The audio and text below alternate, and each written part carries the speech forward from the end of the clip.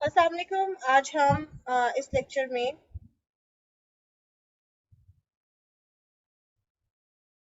Boolean algebra and logic simplification के अंदर सबसे पहले प्रोडक्ट ऑफ सम को देखेंगे। हम सम ऑफ प्रोडक्ट प्रीवियस लेक्चर्स में देख चुके हुए हैं।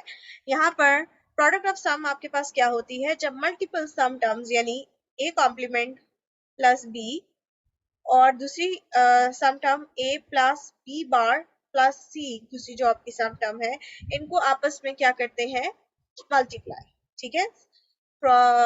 एसओपी में क्या था, हम प्रोडक्ट टर्म्स को आपस में सम कर रहे थे और पीओएस में क्या है, प्रोडक्ट टर्म्स है उनको आपस में आप क्या कर रहे हैं, सम टर्म्स है उनको आपस में उनका प्रोडक्ट ले रहे हैं। ठीक है। तो पहले वाले एक्सप्रेशन में आपके पास दो प्रोडक्ट टर्म्स थी और नीचे वाले एक्सप्रेशन में तीन है। ठीक है। और उससे नीचे वाले में भी तीन है। ये एक पीओएस का फ्लो डायग्राम बताया हुआ है। ए बी आपस में और हो रहा है, बी सी डी भी और हो रहा है और ए सी भी और हो रहा है, आपस में तीनों के तीनों आकर एंड हो रहे हैं। ठीक है।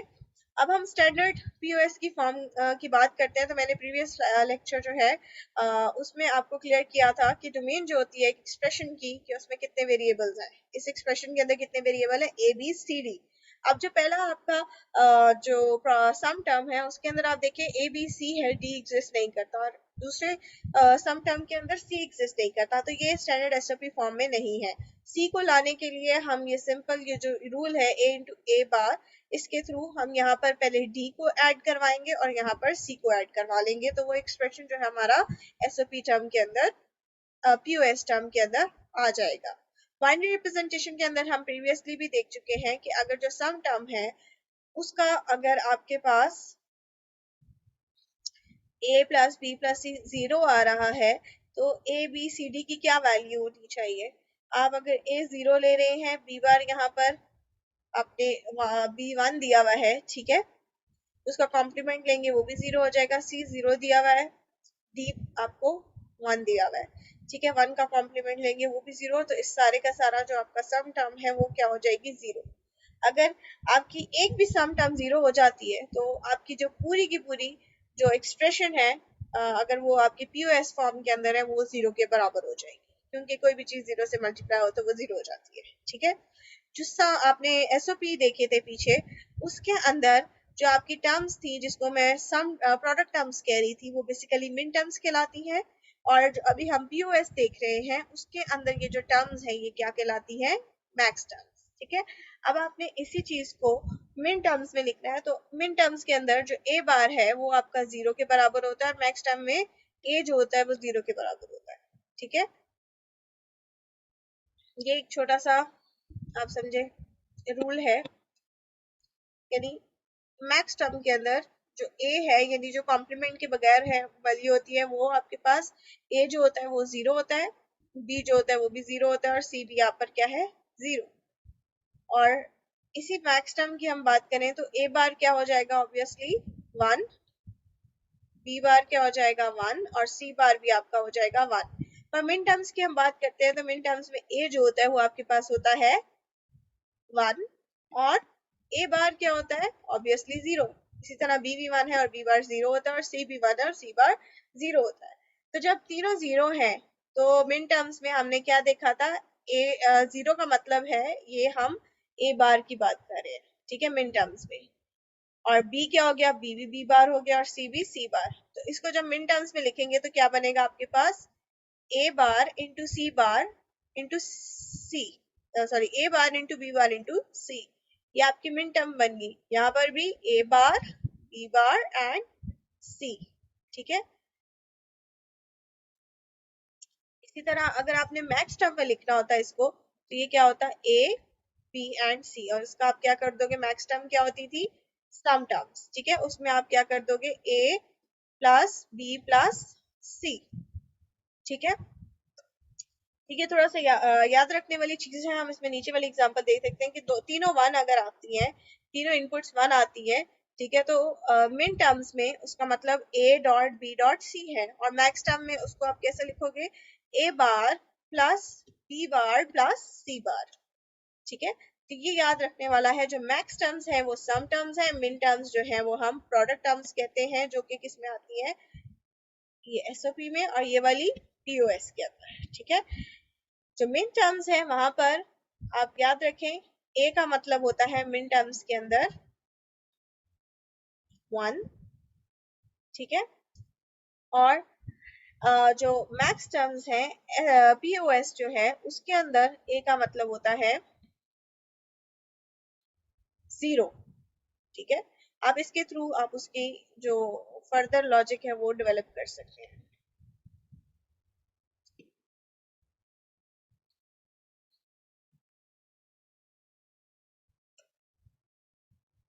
यहाँ पर आपको दिया गया है कि evaluate each product term in the SOP form determines the binary number representation of the product terms। यहाँ पर अब आपको बाइनरी नंबर रिप्रेजेंटेशंस क्लियर होंगी, प्रीवियस लेक्चर में इतने आसानी से क्योंकि हमने देखा हुआ नहीं था। तो जब हम अब आप बात कर रहे हैं एसओपी की, तो एसओपी में हमें याद था, ठीक है, आप प्रीवियस स्लाइड पे देख लो कि एसओपी के अंदर जो आपकी एसओपी है उसमें ए जो है वो 1 होता है, ठीक है। अगर आपने ये याद रखा हुआ है तो आप बड़ी आसानी से बाकी सारा निकाल सकते हैं। एसओपी के अंदर आपका ए जो होता है वो 1 होता है, तो यहाँ पर ए बार क्या हो जाएगा 0, बी भी 1 होगा तो सी भी 1 होगा। ये सारे कॉम्प्लीमेंट है तो ये तीनों 0 हो गए। यहाँ पर बी जो है वो कॉम्प्लीमेंट के बगैर है तो वहां पे 1 आ जाता है। यहाँ पर ये दोनों कॉम्प्लीमेंट के बगैर है, ये दोनों 0 0 1 हो गया। ये क्या होगा 1 0 1, ठीक है। और ये क्या हो जाएगा 1 1 1। ये तो आपका बन गया एसओपी एक्सप्रेशन और उसकी बाइनरी रिप्रेजेंटेशन। आपने अगर पीओएस निकालने हैं, पीओएस एक्सप्रेशन निकालना है तो कैसे निकालोगे? जो आपके पास पॉसिबल कॉम्बिनेशंस क्या बनते हैं 0 0 0 0 1 0, ठीक है। अब वो आपको बाइनरी नंबर में याद होगा 0 1 0, ठीक है। मैं थोड़ा सा इसको दोबारा लिखूंगी ताकि क्लियर करके आपको समझ आ जाए। 0 0 0 0 0 1 0 1 0 0 1 1, ये पॉसिबल कॉम्बिनेशंस होते थे, ठीक है। ये 3 हो गया। 4 आपने बनाना है तो 1 0 0, 5 बनाना है तो 1 0 1, 6 बनाना होता था तो 1 1 0 और 7 में तीनों 1 होते थे। अब आप देखें इस एसओपी के अंदर जो जो ट्रू हो चुके हुए हैं उसको मैं टिक लगा देती हूँ, ठीक है।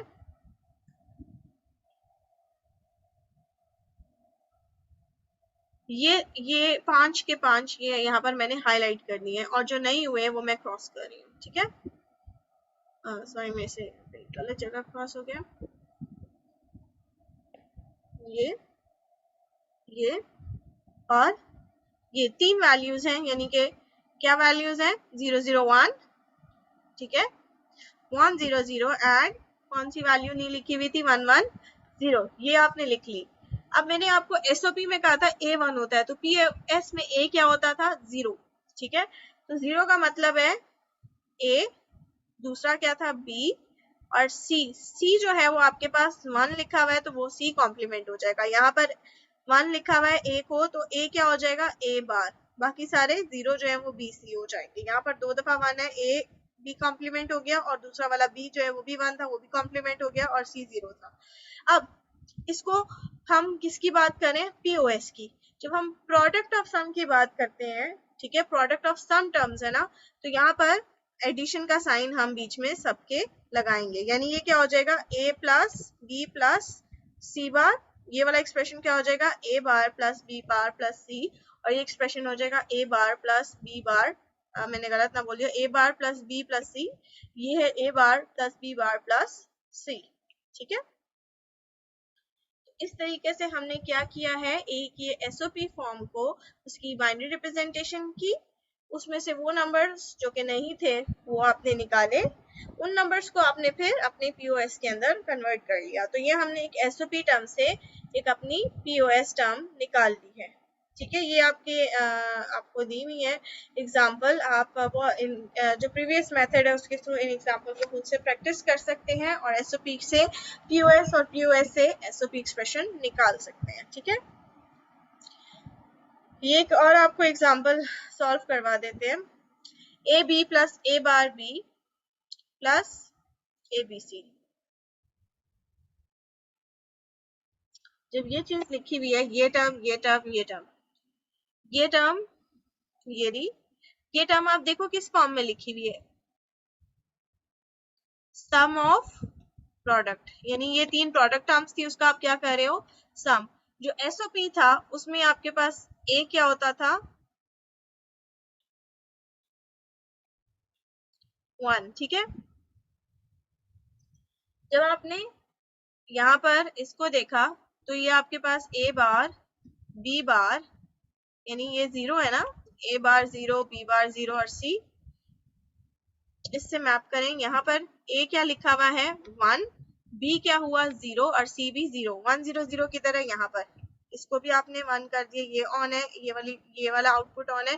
बी सी यानी बी ए बी सी, यहाँ पर तीनों 1 1 1 है, तो ये लास्ट वाली लाइन बन गई। इसके अलावा ये आपने अगर पीओएस निकालने इसमें से, तो ये वाला एक्सप्रेशन आप लिखोगे, ये वाला एक्सप्रेशन पीओएस में ए जो होता है वो क्या हो जाता है 0, तो यहाँ पर 0 लिखा हुआ है, तो a plus B plus C है।